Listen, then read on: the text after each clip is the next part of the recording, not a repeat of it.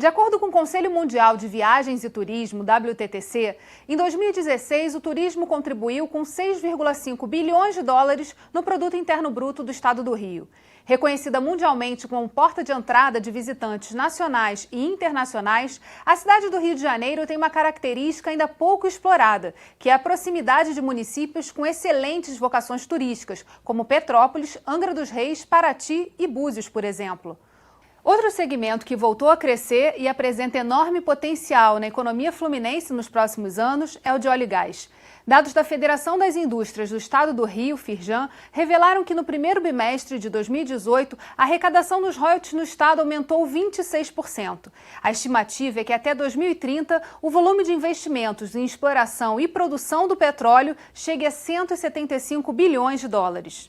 Perguntado sobre quais devem ser as prioridades para os próximos 4 anos, líderes das instituições que integram o Fórum de Desenvolvimento do Rio afirmaram que a recuperação econômica passa pelo incentivo ao crescimento do interior do estado. O Rio em Foco especial Agenda de Futuro está no ar.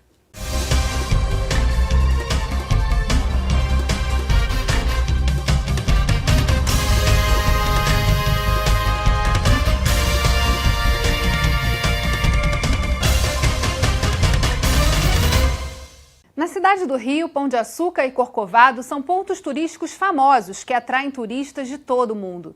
Mas há também maravilhosas praias de leste a oeste do estado e atrações como museus, parques e monumentos que contam um pouco da história do nosso país. A gente também tem que mostrar para quem nos assiste agora o que é o turismo efetivamente. Segundo a Organização Mundial do Turismo, o turismo é a pessoa que se desloca da sua residência e vai para uma outra cidade por uma noite até 364 noites. Se ele passou um dia na cidade e foi embora, ele não é um turista, ele é um viajante, é um excursionista, né? Não é bem isso que a gente está atrás. Nós estamos atrás daquela pessoa que venha para as nossas cidades e que se hospede nos hotéis, nos meios de hospedagem, pousadas, né, e etc. Por uma noite, no mínimo, e conforme for, dependendo do evento, por 4, 5, 6 e por aí vai, né? Então, o nosso trabalho no turismo é esse, tá? É trazer pessoas de fora que tragam recursos financeiros de fora do estado ou de outras cidades para virem para o nosso estado, injetando esse recurso na nossa economia, promovendo os hotéis, os restaurantes, os agentes de viagens, os taxistas, guias de turismo. Todo mundo ganha. Tem uma história, Geisa, que é preconizada aí pelo Ministério do Turismo, que diz que o turismo movimenta 52 atividades econômicas diferentes. Eu estive agora, essa semana, na ABAV, e lá uma pessoa que é a vice-presidente da ABAV Nacional, ela trouxe uma notícia que eu fiquei estarrecido, né?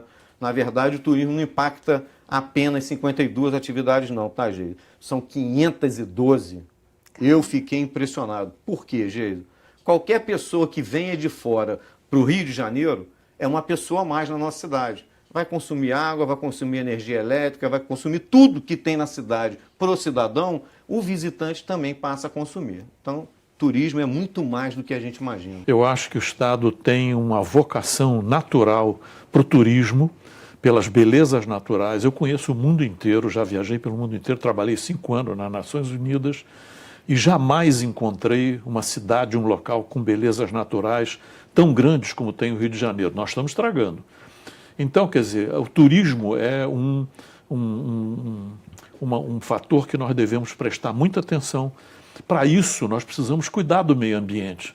Nós não podemos deixar que a Lagoa Rodrigo de Freitas se deteriore, nós temos que despoluir a Baía da Guanabara, que é um local que daria um incremento do turismo fantástico se ela estivesse bem limpa e assim por diante. Para atrair turistas, também é preciso investir na qualidade de vida da população que vive nas cidades. Nosso trabalho, né, enquanto profissionais, né, enquanto atividade econômica, etc., a gente tem como princípio básico informar os nossos governantes, aos nossos legisladores, não é só aqui do Estado, em cada cidade onde existe um Convention Bureau, o nosso trabalho é informar, né? Então a gente precisa dizer para o nosso gestor público municipal que a cidade precisa de ter uma infraestrutura adequada para o visitante e para o cidadão, né, Geisa? Sim. Então, não adianta nós queremos provocar turismo em cidades que não tratam seu cidadão de forma honesta, né, de forma certa, porque o visitante ele repara, como se fôssemos nós visitando uma cidade diferente, que você chega naquela cidade e você vê uma população desassistida, esgoto a céu aberto, uma rua mal sinalizada, um sinal de trânsito sem funcionar, né? Isso tudo é infraestrutura e isso tudo é necessário, tanto para o cidadão quanto para os nossos visitantes. E como é que vocês podem ajudar justamente em levar essas agendas à frente? Como é que a FCVB pode atuar junto ao Legislativo para poder avançar com essas pautas? Cada Convention Bureau atua de forma isolada no seu município. A federação atua no âmbito do Estado. Então, nós defendemos o interesse de todos os convênios aqui na capital, ou melhor, no nosso governo central, né, que é o nosso executivo, e o legislativo. No legislativo, nós temos aqui uma comissão de turismo, onde a federação tem um assento.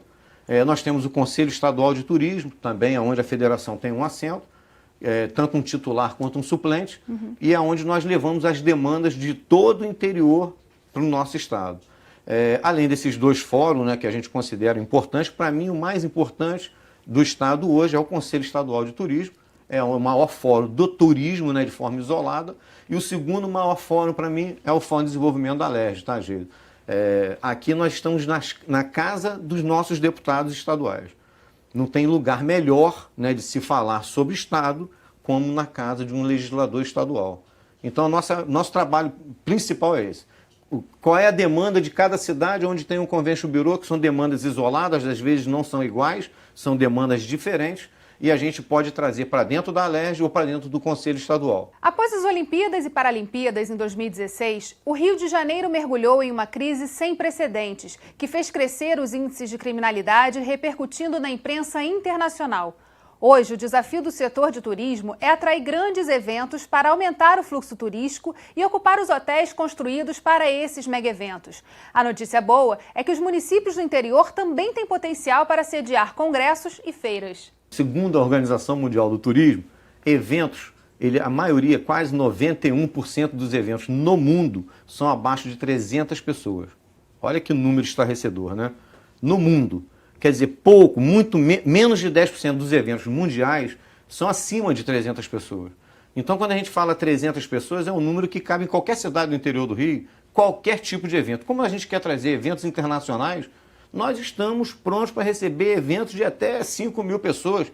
Macaé tem uma estrutura hoteleira maravilhosa, Cabo Frio tem outra, Búzios, Paraty é a maior rede de pousadas, talvez, do Brasil, né? No mesmo lugar, num destino tão pequenininho, você tem o maior número de pousadas existentes numa mesma região. Angra tem vários resorts, quer dizer, o estado do Rio, como todo, Niterói agora recém fundou o Convention Bureau, é uma cidade que tem uma hotelaria muito boa, tem vários atrativos, né, para serem visitados.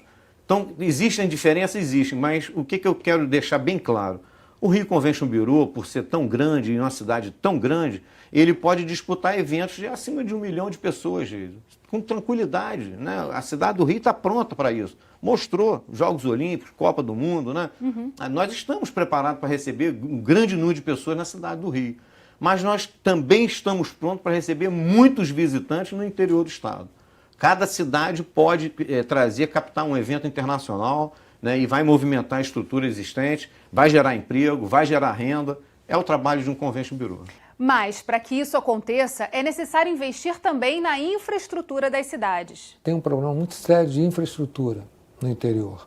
Você tem algumas regiões, você tem um problema muito, muito grave de acesso, por exemplo, à internet, né, na rapidez, na velocidade da internet. E hoje, vários equipamentos utilizados nas lojas, eles dependem basicamente desse tipo de tecnologia. Inclusive a nota eletrônica. Nota eletrônica, né? Então, outro dia eu me lembrei, eu fui à posse no BNDES e estava se falando de duplicata eletrônica. Eu falei, poxa, que avanço, né? Mas se eu tivesse internet era mais fácil, né? Porque se a internet tivesse uma velocidade compatível com a necessidade e com a tecnologia que é disponibilizada, tudo seria mais fácil. Então, acho que infraestrutura para o interior seria eu acho que seria um ponto muito importante para que o Legislativo focasse nisso. Em relação às vocações, né, de cada uma dessas regiões, o comércio acaba sendo um ponto importante de evidenciar essas vocações. Há um debate e uma expectativa também de participação dessas regionais nesse diálogo sobre desenvolvimento? Sim, inclusive a FEComércio ela está começando agora um processo da criação de delegacias no interior, delegacias regionais, da região serrana, do Médio Paraíba, enfim, do Noroeste Fluminense, exatamente para explorar essas características, porque é um estado com uma capacidade de empreender enorme. Pra você tirar uma ideia, o estado do Rio de Janeiro, a produção econômica por metro quadrado, né, é enorme, é 2 vezes a de São Paulo, 17 vezes a de Minas. Né? E isso tem que ser explorado, porque isso nos favorece muito em logística. E como você tem uma proximidade muito grande das atividades econômicas, você pode fazer a interação entre elas de uma maneira muito fácil. Existe o Conselho Estadual de Turismo, que já se reúne nas nossas instalações. Nós estamos criando agora o Conselho de Turismo, Conselho Empresarial de Turismo, para unir todos os atores desse setor, para que possamos ali discutir tanto as necessidades quanto os projetos de futuro. Nós sabemos que o turismo é um dos produtos mais valiosos do nosso estado e, infelizmente, nós estamos passando por um momento de muita dificuldade. E nós entendemos que nós temos que ser os atores principais para a retomada do desenvolvimento nesse aspecto. Estamos preparando para o final do ano um grande seminário de turismo com foco em segurança, para que nós possamos vir a discutir esse momento que nós estamos vivendo. No próximo bloco, além do turismo no interior do estado, outros setores como agricultura, pecuária e pesca também precisam estar no radar dos nossos governantes em 2019. A gente vai para um rápido intervalo e voltamos já. Rio em Foco aqui, política e economia caminham juntas.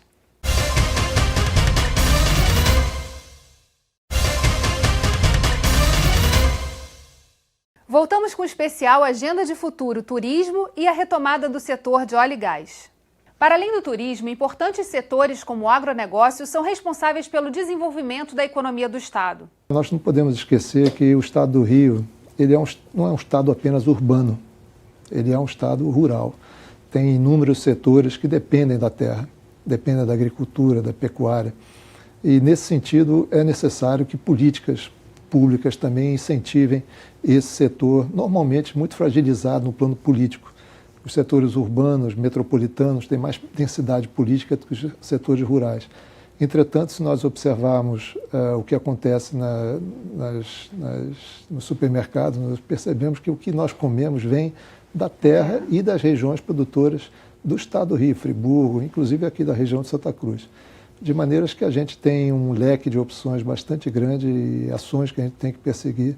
Do contrário, a gente vai continuar patinando em termos de geração de empregos. Para tentar solucionar esses gargalos, instituições como a Federação da Agricultura, Pecuária e Pesca do Estado do Rio, a FAERJ, e a Universidade Federal Rural do Rio de Janeiro vêm desenvolvendo ações e projetos para manter as atividades dos produtores rurais, visando a expansão delas de geração para geração. Nós temos uma pauta daqui para frente, todo o sistema CNA e o SENAR, que é o Serviço Nacional de Aprendizagem Rural, no caso aqui do Rio de Janeiro, tem um objetivo muito claro, que é assistência técnica e gerencial.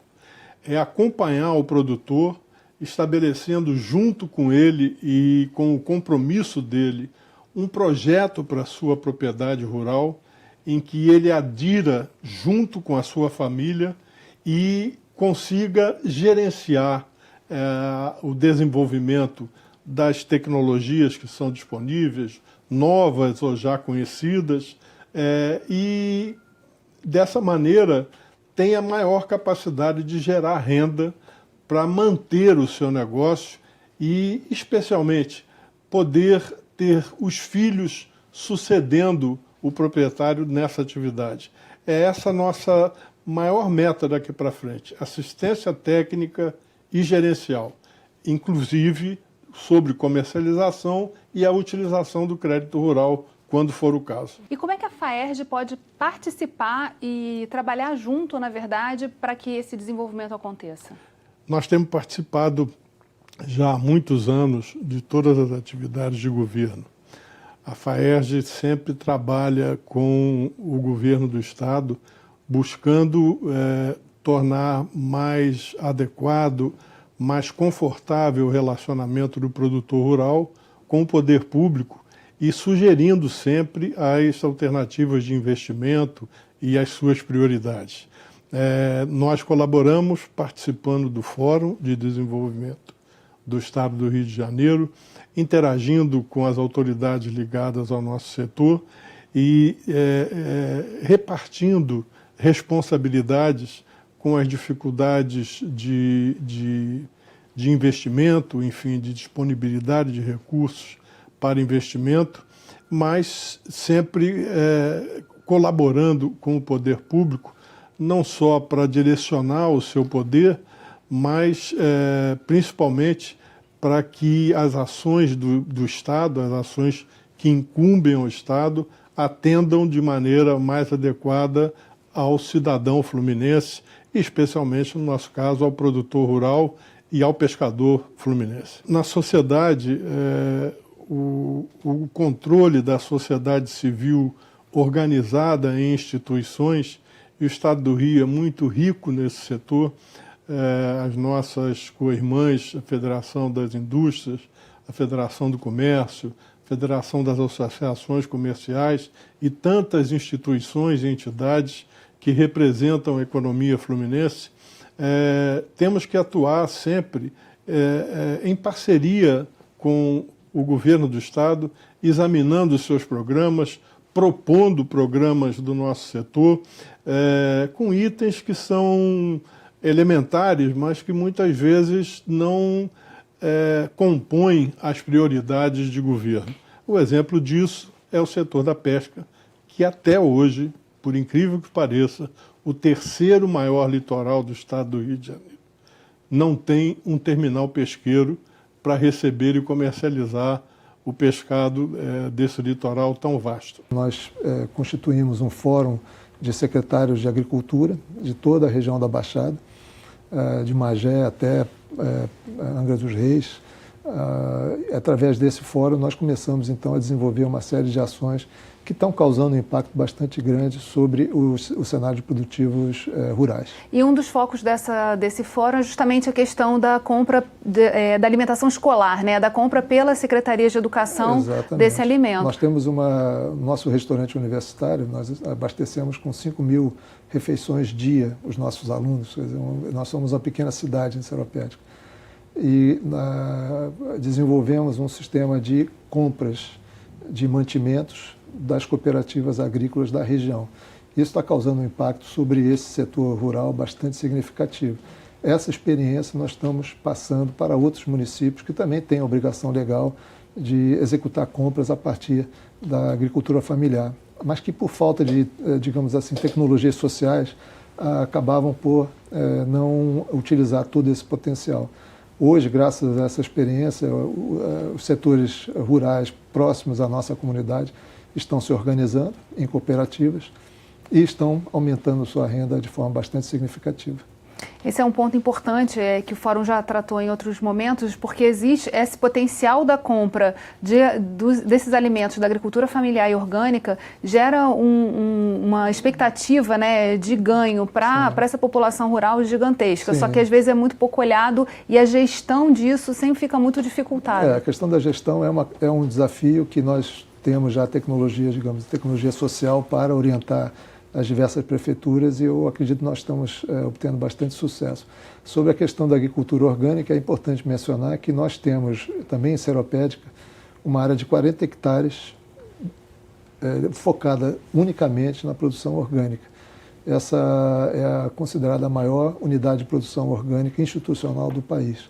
Essa experiência de você produzir alimentos orgânicos em um ambiente, um solo pobre, um ambiente muito difícil, é também extraordinário, porque nós estamos transferindo tecnologia para esses setores rurais a produzir com baixa quantidade de recursos financeiros. Além disso, essas regiões também sofrem com a falta de investimentos em setores básicos, como saúde, transporte e saneamento básico. A nossa prioridade é o interior do estado do Rio. Todos nós sabemos que o adensamento populacional da capital e da região metropolitana vai encarecendo e dificultando em muito as alternativas de locomoção, enfim, saneamento básico, atendimento de saúde, tudo isso dificulta. Eu creio que uma excelente alternativa é interiorizar o desenvolvimento do Estado do Rio para o interior do Estado. O município de Seropédica é um município que tem os piores índices de sustentabilidade ambiental e um dos piores índices sociais do Estado inteiro. Portanto, isso nos coloca dentro de um contexto de desafios socioambientais gravíssimos. Nos parece que, portanto, como consequência desse cenário de destruição socioambiental que sofre a Baixada e a Zona Oeste, de uma forma geral, a universidade tem que ser ouvida através dos seus projetos, através das ações de extensão que desenvolve, que não são poucas, são inúmeras. Apenas a região de Seropédica, que é um município, como eu disse, que sofre os piores indicadores ambientais do Estado, nós temos inúmeros projetos apontando para a sua recuperação. Em relação ao município, então, a parceria já ocorre? Sim, nós participamos de inúmeras ações junto com forças políticas vinculadas a prefeituras, mas também com organizações sociais, como cooperativas, por exemplo. A gente vai para um rápido intervalo e voltamos no próximo bloco com a retomada do setor de óleo e gás. Rio em Foco aqui, política e economia caminham juntas.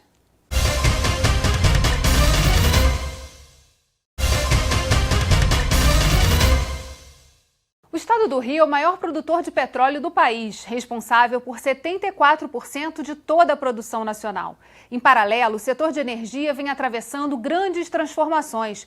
Estamos vivendo um período de transição energética, a caminho de uma economia de baixo carbono.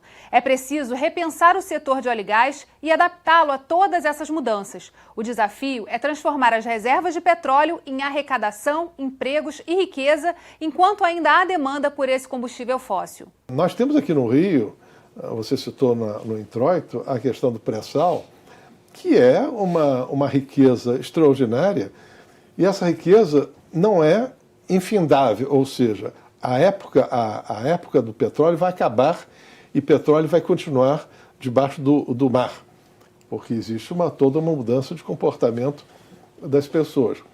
E eu acho que todos nós, lideranças empresariais e políticas, temos que trabalhar o máximo possível, destravar o máximo possível para que essa riqueza possa ser retirada da natureza e distribuir para a sociedade. Eu não vejo isso.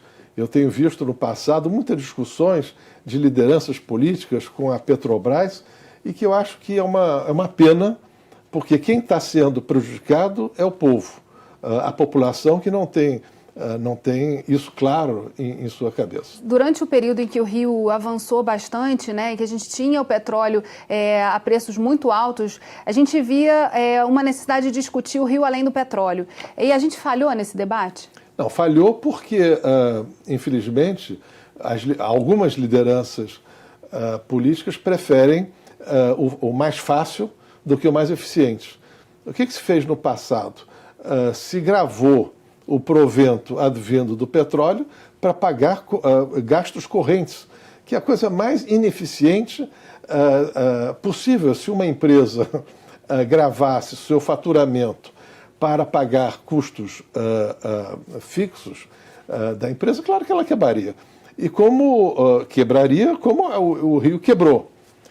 Eu espero que o governo que vai assumir agora em janeiro faça o dever de colocar as contas em dia de uma forma austera, como as empresas em recuperação fazem. E o petróleo vai servir para construir, você chamou o pós-petróleo, para as atividades que ficam. Por exemplo, e a mais importante, é a educação e a capacitação das pessoas para um mundo completamente diferente do atual. De acordo com o panorama da indústria do petróleo no Rio de Janeiro de 2018, são previstos investimentos de até 3 bilhões de reais por ano nesse setor em todo o Brasil. Apesar do potencial inegável dessa indústria, as cidades precisam reduzir a dependência econômica dos royalties do petróleo, investindo em setores como construção civil. A lição do passado tem que nos servir.